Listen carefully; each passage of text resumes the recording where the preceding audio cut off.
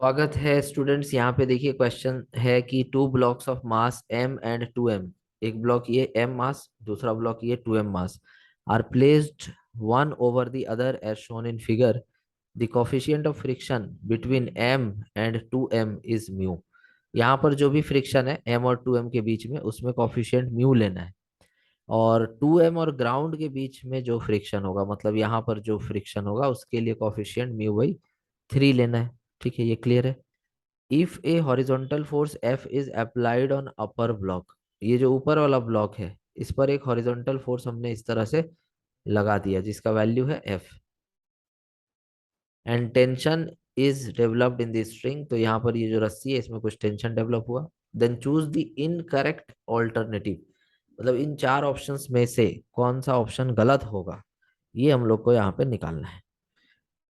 तो हम यहाँ पे क्या करने वाले कि दोनों ब्लॉक्स को अलग अलग डायग्राम बनाएंगे। पहले तो m का बनाएंगे, उसके बाद हम 2m का बनाएंगे। ठीक है।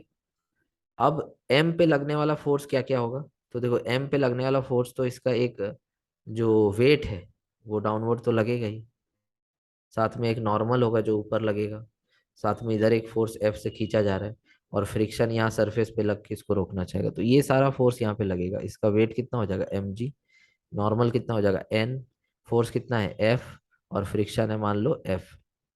क्लियर है। अब हमको जो नीचे वाला ब्लॉक है उस पे लगने वाला फोर्स हमको दिखाना है। तो देखो इसका वेट तो होगा ही 2 mg, साथ में यहाँ पर भी तो फ्रिक्शन होगा क्योंकि ये भी एक रफ सरफेस है, कॉफिशिएंट इसका दिया हुआ था ग्राउंड का। साथ में यहाँ टेंशन जो खींच रहा है इस तरह से, और नॉर्मल तो ग्राउंड के साथ लगेगा ही क्योंकि ये भी एक सरफेस पे रखा हुआ है। तो मान लो ये एन डैश है और ये है उसका वेट। हाँ, ध्यान देना कि इसका जो वेट होगा वो 2 mg होगा, ठीक है। बट इसके साथ आपको ये भी ध्यान देना है कि इसके ऊपर भी एक ब्लॉक रखा हुआ है mg मास, mg वेट का, तो उसका जो वजन होगा वो भी 2m वाले ब्लॉक पे ही पड़ेगा। तो इसीलिए इसका 2 mg वेट अपना प्लस ऊपर से जो भार पड़ेगा वो mg, मतलब 3 mg वेट यहाँ पे आपको लगाना पड़ेगा। क्लियर है। फ्रिक्शन यहाँ मान लो कि एफ डैश है और टेंशन यहाँ टी है, एक फोर्स और यहाँ लगाना पड़ेगा जो होगा फ्रिक्शन। ठीक। और वो फ्रिक्शन जो लगेगा वो कुछ ऐसे लगेगा क्योंकि ऊपर में जो फ्रिक्शन है उसी का इक्वल ऑपोजिट वैल्यू आएगा। ये जो फ्रिक्शन है पीछे लगा तो वही फ्रिक्शन दूसरे सरफेस पे आगे लगेगा। फ्रिक्शन इक्वल एंड ऑपोजिट आपको इस तरह से लगाना पड़ेगा। ठीक है। इतना करने के बाद हम क्या करने वाले कि जो फ्रिक्शन का मैक्सिमम वैल्यूज होगा वो निकाल लेते हैं। जैसे फ्रिक्शन एफ का मैक्सिमम वैल्यू हो जाएगा म्यू टाइम्स एन, जिसमें म्यू का वैल्यू म्यू लेना था क्वेश्चन के हिसाब से, और नॉर्मल यहाँ एम जी के बराबर है। तो यहाँ पर जो मैक्सिमम फ्रिक्शन हो सकता है वो हो सकता है mu m g. Okay. Second case में एफ डैश है, तो एफ डैश का मैक्सिमम वैल्यू निकालेंगे तो म्यू डैश एन डैश, और इसमें म्यू डैश कितना लेना है ग्राउंड के साथ, mu by 3 divided by normal, देखिए 3 mg के बराबर है ऊपर नीचे, तो 3 यहाँ से कट गया।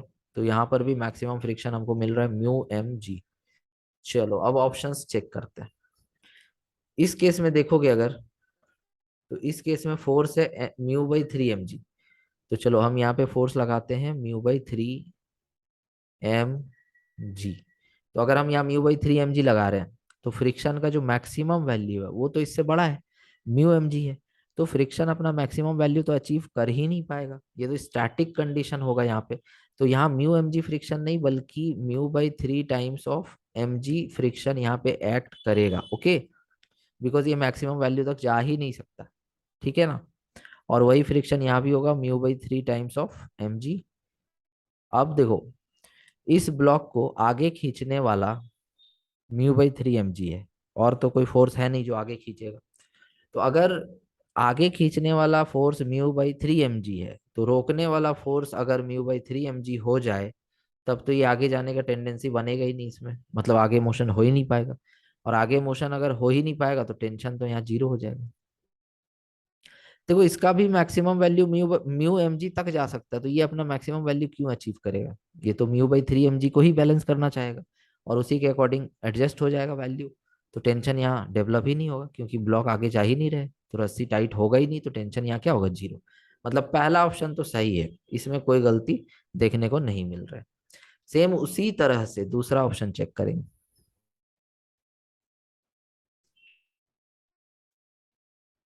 चलो दूसरा ऑप्शन देखते हैं। दूसरा ऑप्शन ये कह रहा है कि आप अगर फोर्स म्यू एम जी लेते हो तो देखो अगर फोर्स यहाँ म्यू एम जी है तो फ्रिक्शन भी मैक्सिमम अपना म्यू एम जी तक तो जा ही सकता है। ये भी फ्रिक्शन अपना मैक्सिमम म्यू एम जी, और ये भी फ्रिक्शन जब खींचने वाला म्यू एम जी है तो ये भी अपना मैक्सिमम म्यू एम जी पे आ जाएगा। बट मोशन तो यहाँ पे होगा नहीं, फोर्सेस बैलेंस्ड है, मोशन का टेंडेंसी क्रिएट हो रहा है बट मोशन नहीं होगा, रस्सी टाइट नहीं होगा, जिसके चलते टेंशन अभी भी जीरो है।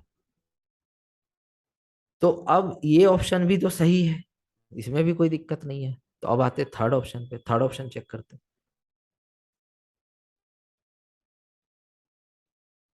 तो थर्ड ऑप्शन पे देखते हैं कि फोर्स हमको लेना है 2 म्यू एम जी।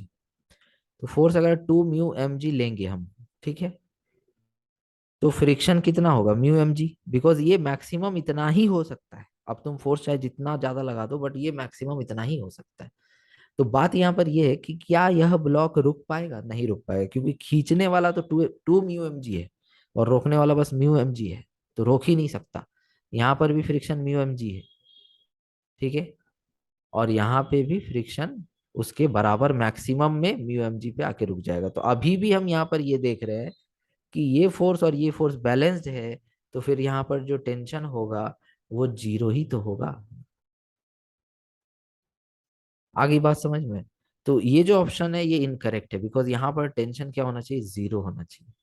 क्योंकि अगर अगर हम 2 म्यू एम जी फोर्स लगाते हैं तो केवल ऊपर वाला ब्लॉक आगे जाएगा, क्योंकि उसका जो फ्रिक्शन है वो उसको रोक नहीं सकता।